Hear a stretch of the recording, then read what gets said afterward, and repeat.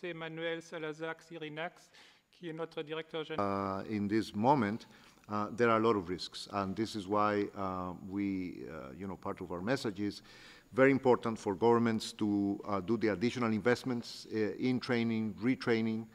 The great trap is to be out of the labor market, not to be in some training, retraining, or education, because the obsolescence of the skills is enormous. The statistics is very clear that the probability of getting a job, the probability of actually getting employed by employers is higher in the first month or two, but as you go beyond 6 months, beyond 1 year, the curve totally comes down, and there's very low probability. So you can really get trapped into a situation that affects not just your next job, but the jobs that you can have in the future. Little table. It's not even a table. It's just no. Even though in terms of the numbers, you might think we're not showing much new under the sky, it is a very bad situation.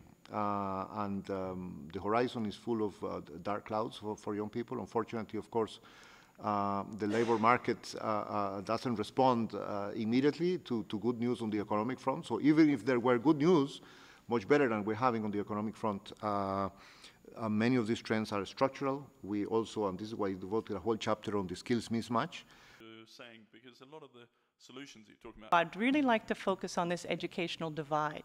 The educational divide not only between the developed economies and developing economies, but also within developing economies themselves.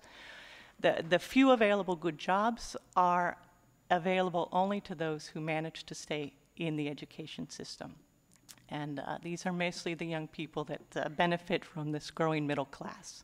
No data for China, given that the previous Director General, Mr.